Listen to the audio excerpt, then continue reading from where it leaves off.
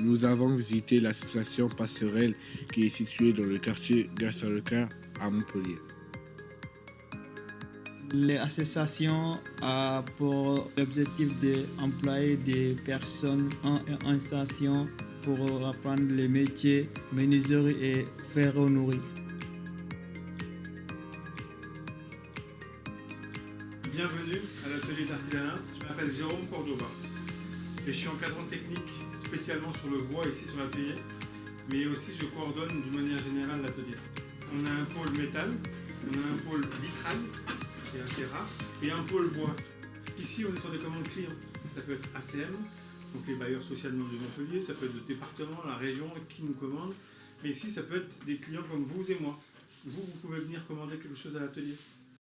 Ici, on est un atelier, on est dans l'atelier d'artisanat. C'est pas une entreprise, c'est une association.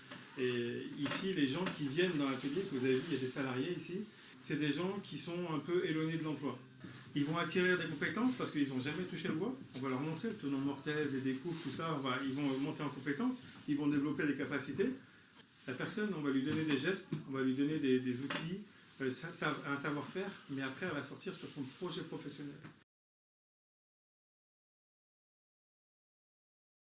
Et là, on a une mezzanine, on a un train de faire une mezzanine. Oh, c'est qui peut me dire quel bois c'est là? Ah, il veut sortir. Quel bois ça? C'est le Boudou. On a dit tout à l'heure. Ouais. Tu connais? On se parle un F. C'est du frêne. C'est quoi la machine verte là-bas là? Ça, c'est une raboteuse. Une dégauchisseuse raboteuse, effectivement. Toutes les chutes qu'on a, on refait d'autres plateaux avec, on refait des choses avec. Comme les tables que vous avez vues tout à l'heure, c'est des chutes collées entre elles avec lesquelles on a fait des plateaux. Et puis on jette le moins possible. Ça, c'est un panneau d'affichage. Ici, on va mettre des affiches, ici, là. Le panneau, il va être debout. Des affiches 2x à 3. Et là, on va faire une petite casquette. Ça, c'est un bois qui a été traité en étuve. Une étuve, c'est un bain. Le bois, il est plongé dans un bain. On met le bois dans un bain. Et le traitement, il peut rentrer presque jusqu'à cœur. On le voit qu'il est rentré... Il est rentré profond, quoi. Il n'est pas rentré jusqu'à cœur, mais il est rentré assez loin pour protéger plus longtemps. Par contre, c'est toxique. Tout ça. Là, on est à l'atelier bois. On va passer au métal. D'accord? On va aller voir l'atelier métal.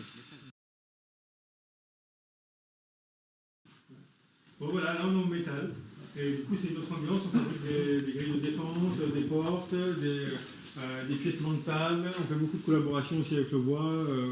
Voilà, en fait, il y a des salariés. Aujourd'hui, moi, j'ai besoin d'une secrétaire aussi qui me fait mes devis. C'est aussi une salariée en insertion.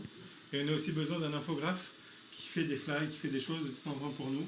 Voilà. Ici, c'est le poste de l'infographiste. Et ici, pour l'instant, c'est Asna qui occupe ce poste. C'est la poste de secrétaire.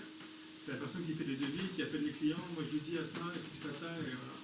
On est un peu en collaboration.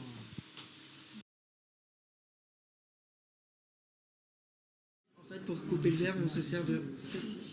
C'est un coupe-verre, il y a une petite pointe en fait en diamant au bout. On le coupe à une extrémité, on trace le trait. Oui, on dessine beaucoup et on fait des patrons justement de ce qu'on va faire.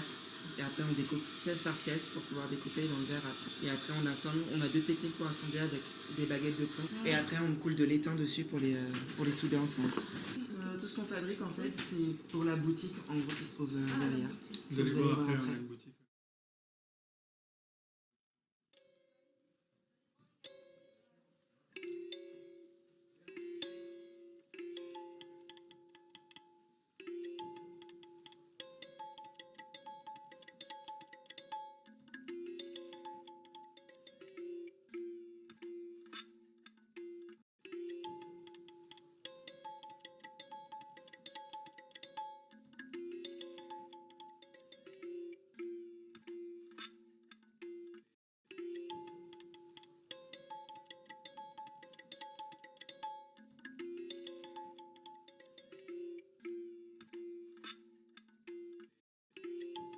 Moi, ça fait 4 ans que je travaille là. Et ça fait 5 ans que je suis dans le social. Avant, j'étais dans plein de choses, notamment dans la charpente, les maisons bois, un peu de menuiserie aussi. Et encadrant technique, pédagogique et social, c'est le poste que j'occupe aujourd'hui. C'est un métier qui est très peu connu, très riche, très intéressant et très complet. Il faut avoir beaucoup de notions, il faut être présent sur plein de choses, sur le management, sur la pédagogie, sur la production, donc la technique. Et il faut être présent sur la communication, enfin vraiment sur plein de choses, sur l'humain, la gestion des conflits. Et moi, je trouve que ça demande d'être vraiment connu, ce métier-là.